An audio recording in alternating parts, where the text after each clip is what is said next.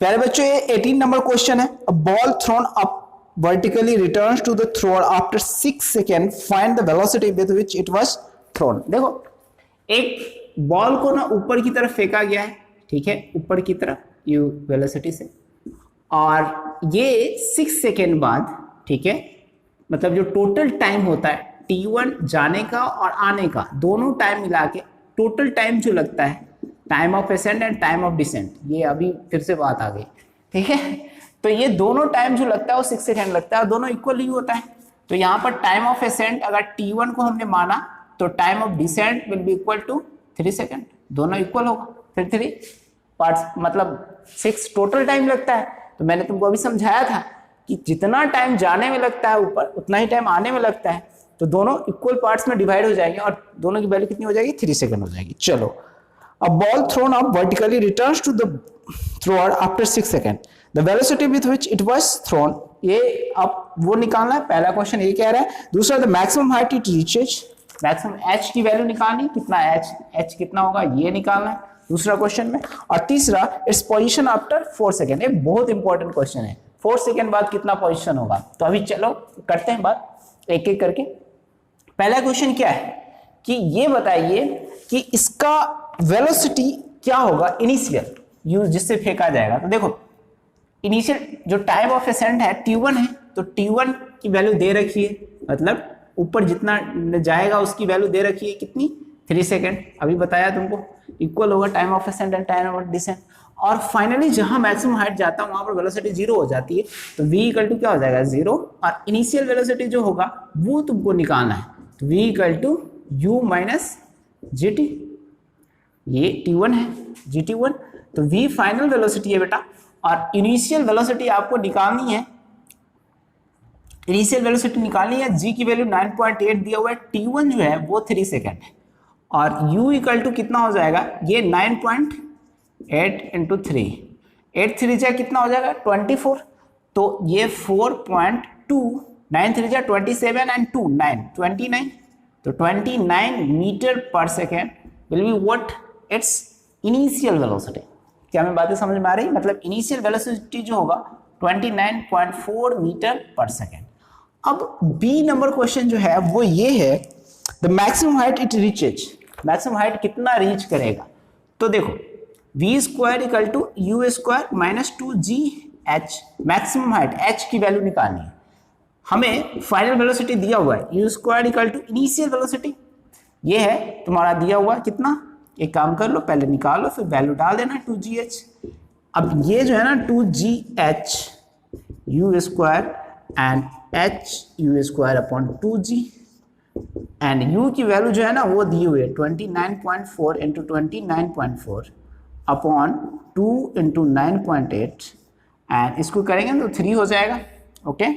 और ये जो है ना 14 एंड 7, ठीक है। अब इसको मल्टीप्लाई कर लो, h की वैल्यू निकल जाएगी कितना, 7 3 जा 21, 2 एंड 4 3 जा 12 एंड 2 44, सॉरी 12 एंड 2 14, एंड 3 1 जा 3 और 14 तो 4, ओके। इतना समझ में आया। तो इसका जो पॉइंट आएगा इतना मीटर आएगा, मैक्सिमम हाइट तो इतना ही जाएगा। तो बी नंबर भी क्वेश्चन आपने कर लिया। इट्स पोजीशन आफ्टर 4 सेकेंड, समझो समझने वाली बात है, ये जो है ना यहाँ समझो सी नंबर। देखो मैं ये कह रहा हूं कि जो ये हाइट जाएगा ना वो कितना जाएगा, h हाइट जाएगा, चलो h हाइट जाएगा, लेकिन ये हाइट h जो जाता है वो 3 सेकेंड में जाता है, और तुमसे पूछा ये जा रहा है कि 4 सेकेंड बाद इसकी पोजीशन कितनी होगी। तो अब देखो 3 सेकेंड तो इसको जाने में लगता है और 1 सेकेंड नीचे आएगा, तो ये t1 जो है ना, ये जो t आएगा 1 सेकेंड, इसके बाद का पोजीशन तुमको पूछा जा रहा है, मतलब 4 सेकेंड, तो 3 तो जाने में और 1 सेकेंड नीचे आने में। क्या मेरी बातें समझ में आ रही है। तो ये 4 सेकेंड बाद उस बॉल का या उस ऑब्जेक्ट का पोजीशन कितना होगा ये बताना है, ओके। तो अब बताइए यहां से यहां तक जाएगा, इसका तो कोई मतलब नहीं, इधर से यहां तक जो है वो बता दीजिए, ठीक है। तो उसी में तो पता चल जाएगा बीच में कहां पोजीशन में रहेगा। तो देखो x मान लो उसका पोजीशन हो जाता है 4 सेकेंड बाद, तो ut plus half gt square. अब देखो u इनिशियल क्या होगा, जो ऑब्जेक्ट नीचे आएगा वो 0 होगा, तो 0 into T 1 second plus half G जगह पर 9.8 इंटू टी स्क्वायर, तो x इक्वल टू कितना हो जाएगा 4.9 इंटू 1, तो 4.9 मीटर जो होगा फ्रॉम हाइट कितना 44 मीटर से इतना, फ्रॉम हाइट इतना जो होगा ना ये पोजीशन होगा, फ्रॉम हाइट इतना 44 पर मतलब यह h height maximum height, from maximum height भी लिख सकते हो, ये 4.9 मीटर है। क्या बातें समझ में आ रही? अब इतना मीटर तो ये नीचे आ जाएगा, हमें x की वैल्यू निकल गई, कितना मीटर पर उसका पोजीशन होगा वो पता चल गया, तो नीचे से कितना होगा वो बताना है, तो नीचे से बता दो h माइनस एक्स, तो h तुमने निकाला था कितना है 44.1 माइनस 4.9 कर लो, ये जो हो जाएगा ये 2 हो जाएगा, और यहाँ पर 3 है तो 939। क्या हमें बातें समझ में आ रही है? तो ये हो जाएगा 18 नंबर क्वेश्चन। अब 19 नंबर क्वेश्चन सॉल्व करें, ठीक है? क्लियर हो गया ये हर एक बात, क्योंकि 4 सेकेंड बाद पूछा है तो हमें तो इस ड्यूरिंग द जर्नी पोजीशन बताना है, इसलिए हम 1 सेकेंड काउंट किए। 19 नंबर क्वेश्चन अगर हमें बताना है तो क्या करेंगे, in what direction does the buoyant force on an object emerge in a liquid act. ठीक है, बायंट फोर्स, जो बायंट फोर्स होता है उस मतलब किसी ऑब्जेक्ट जो डूबता हुआ ऑब्जेक्ट है उस पर किस डायरेक्शन में लगता है। ठीक है, तो कौन सी डायरेक्शन होता है, जैसे एक कंटेनर है और इस कंटेनर में तूने किसी ऑब्जेक्ट को डुबाया या कोई ऑब्जेक्ट डूबता जा रहा है, तो वैसे सिचुएशन में बायंट फोर्स क्या लगेगा, ऊपर की तरह, अपवर्ड। सिंपल सा लिख दो। अब देखो 20 नंबर क्वेश्चन करते हैं। देखो 20 नंबर क्वेश्चन क्या कहता है, अगर मान लो एक प्लास्टिक है, यहां पर कर देता हूं मैं, ठीक है, और इस प्लास्टिक को तुमने इसमें डुबोया, ये प्लास्टिक है, सेम ही है, ऐसे ही सिचुएशन है। Why does a block of plastic, पर रीड करके समझा देता हूं, Why does a block of plastic released under water come up to the surface of the water? Water के सरफेस पर क्यों आ जाता है? तो देखो प्लास्टिक को तुम जैसे डुबोगे ना, तो वेट ऑफ जो वाटर डिस्प्लेस्ड होगा दैट विल बी, जो जितना वाटर है वो मैक्सिमम होगा वेट ऑफ द ऑब्जेक्ट से। तो तुमको फ्लोटिंग का रूल समझाया है कि जब weight of liquid displaced greater than weight of object होता है, वैसे सिचुएशन में क्या करता है, ऑब्जेक्ट फ्लोट करता है। नहीं, अगर मान लो अगर वेट ऑफ लिक्विड डिस्प्लेस्ड जो होता वो लेस देन होता है वेट ऑफ द ऑब्जेक्ट, तो वैसे सिचुएशन में क्या होता है, ऑब्जेक्ट डूब जाता है। समझ में आ रही बात है? तो इसीलिए आ जाता है, मतलब in case of plastic, in case ऐसे लिखना, in case of plastic weight of liquid displaced will be equal to weight of object. That's why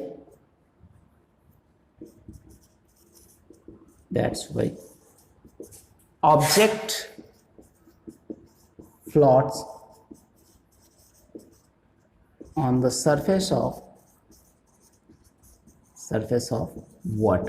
water के सरफेस पे फ्लोट करता है। ठीक है, इन केस ऑफ प्लास्टिक के केस में।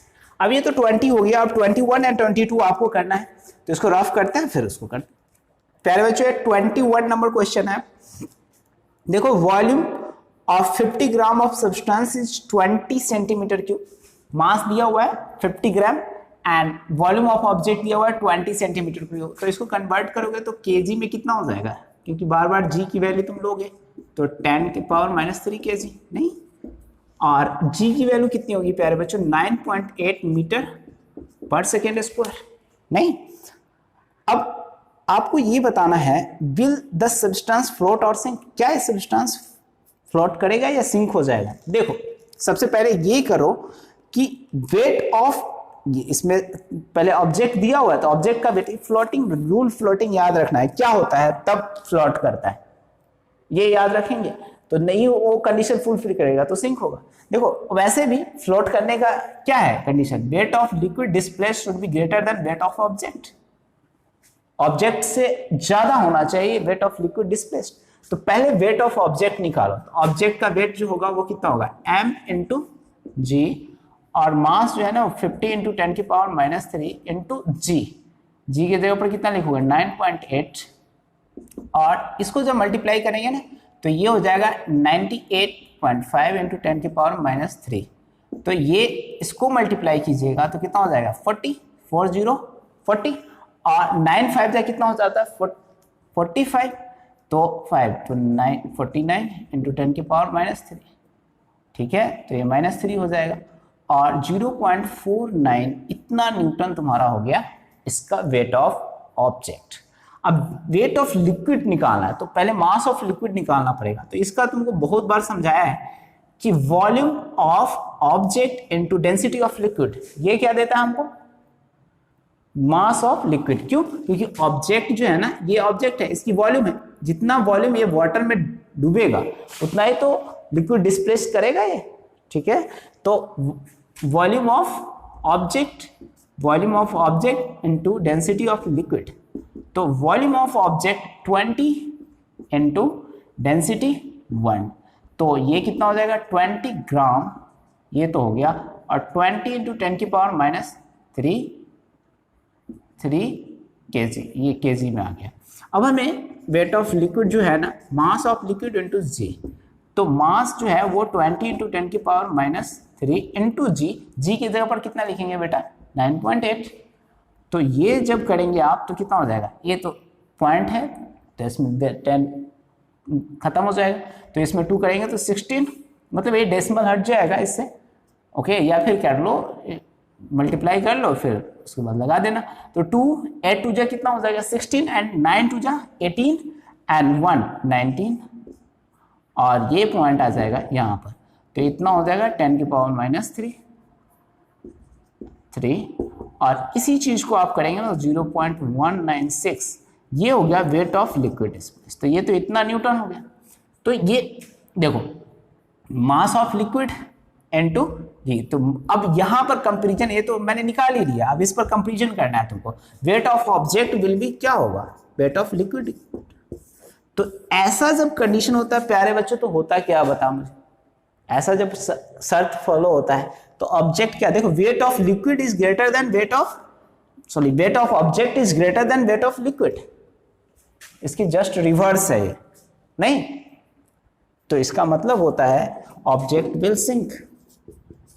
जैसे ऑब्जेक्ट का मास ज्यादा होगा या ऑब्जेक्ट का वेट ज्यादा होगा, मास छोड़ो, वेट ज्यादा होगा तो ऑब्जेक्ट विल सिंक, ठीक है, यही कंडीशन देखना था।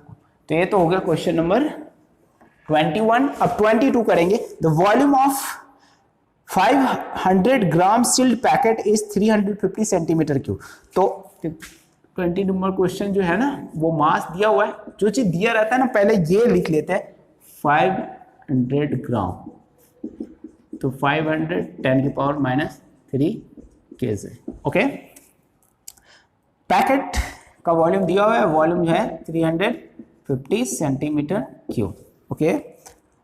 विल द पैकेट फ्लोट और sink if the in the water if the density of water is, density of water दिया हुआ है, मतलब ये लिक्विड की जो डेंसिटी है 1 ग्राम पर सेंटीमीटर क्यूब, ये दिया हुआ है।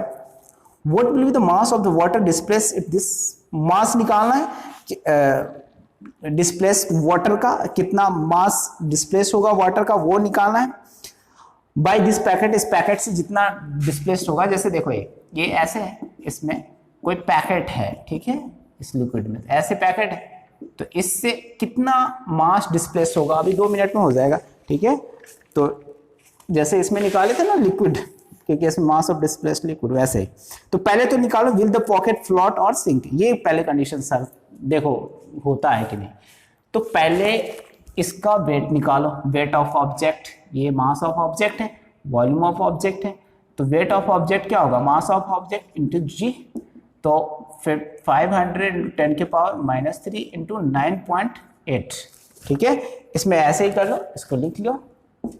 अब इसको करेंगे ना तो 40, 5 8 जा 40 एंड 5 9 जा 45, तो 4 तो 49 एंड 0 0, ठीक है, तो पॉइंट इतना इंटू 10 की पावर -3, और ये 4.9 न्यूटन है वेट ऑफ लिक्विड। अब लिक्विड का वेट निकालना है तो पहले तो मास निकालो, मास वेट तो निकालना ही नहीं, मास पहले ये बताना है कि ये सिंक करेगा या तो निकालना ही पड़ेगा वेट, ठीक है।